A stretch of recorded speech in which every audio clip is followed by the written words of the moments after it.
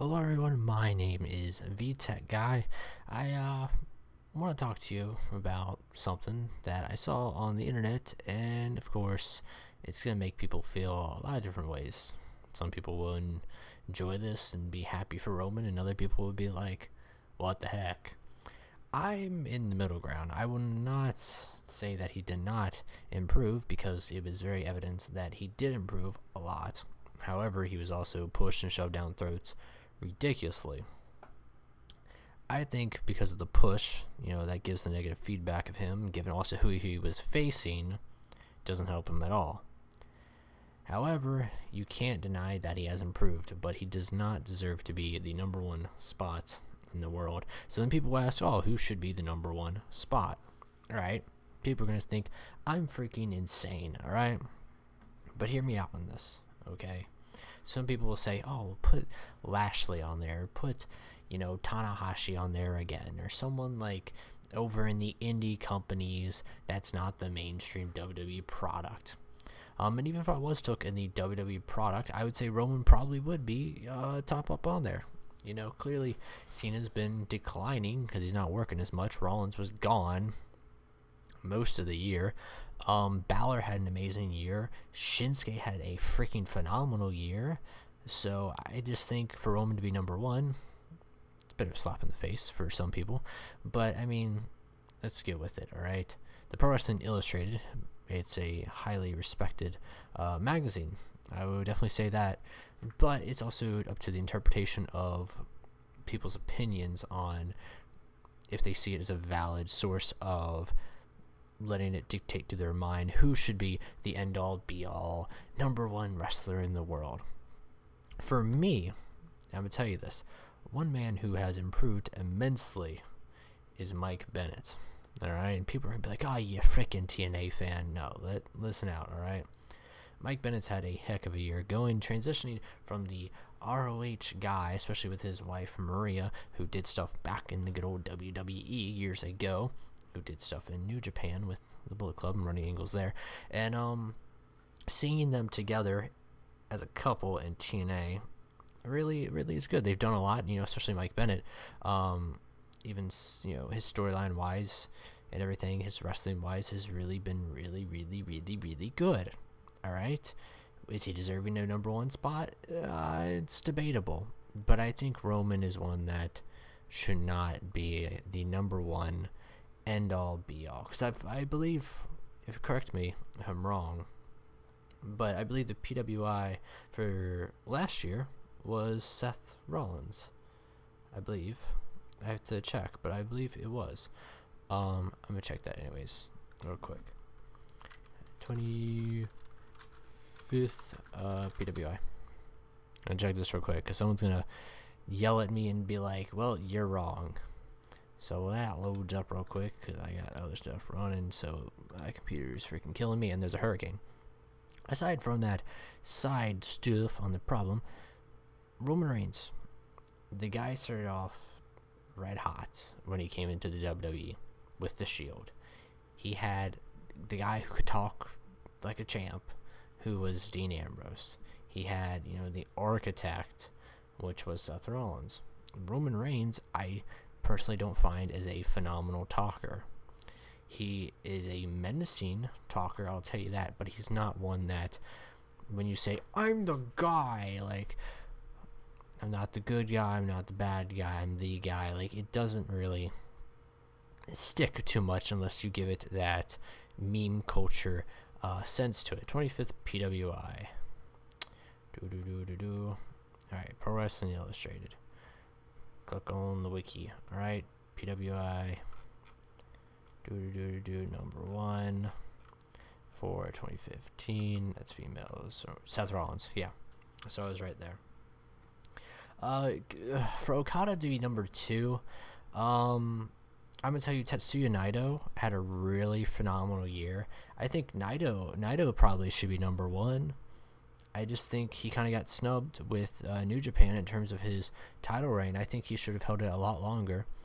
Naito deserves to be number one, I'll tell you that. To see Jay Lethal ranked that in that middle ground is awkward. All right.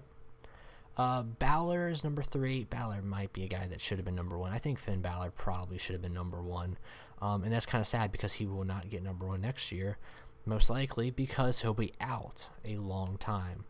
So there's that. It's really sad. Styles had a great year, but I don't think he's within that number 1 spot, sadly enough. KO, this might be his year. I will say that. Shinsuke Nakamura, another guy who should be high up on that list. Dean Ambrose should be freaking phenomenal on that list. John Cena, I don't know. Like, John Cena was kind of out for a lot of stuff, so I don't know if necessarily I'd put him in that top 10 bracket. But Ambrose should be a lot higher. Okada, I'm very on the fence about with him being number 2. But I think Balor, Fergal Devitt definitely should have been the guy to be number 1.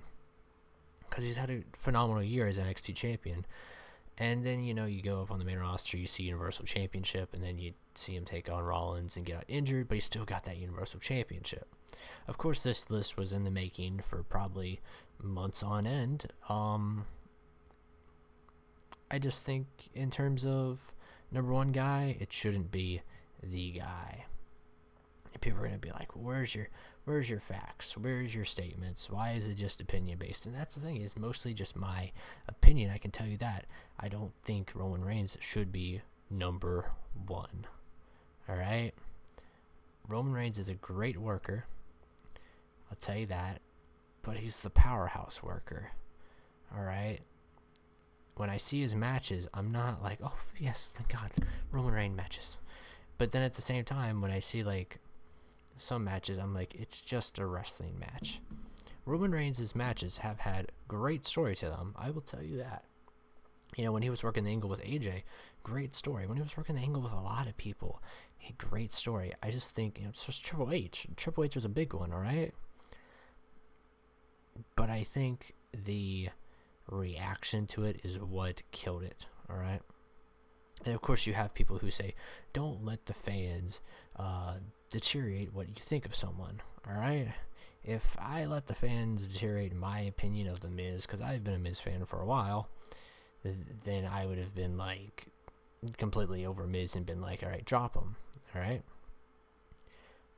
But to see certain people incline and decline with respect, it's the same thing with John Cena. John Cena, when I was a kid, he was, chain gang for life, everybody. I was all about that. And then as I grew up, I changed my opinion on John Cena in terms of his character. I thought, they needed to repackage it. Excuse me. Whereas Finn Balor's character has been freaking phenomenal over the last year, alright? Okada's character is an awkward one, with him being in Chaos and him doing stuff in New Japan as the Rainmaker.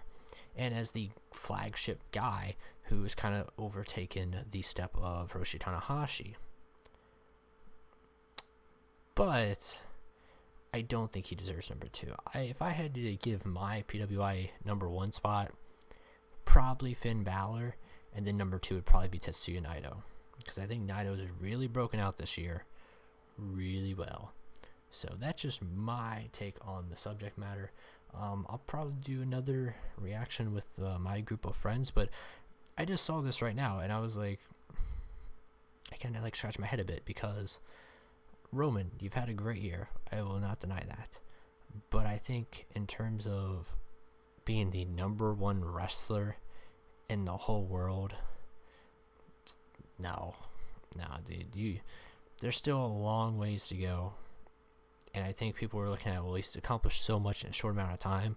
And it's like, all right, this is the entire year. You can't tell me 3 bullshit world heavyweight title reigns with WWE is deserving to get you that spot in number 1, all right?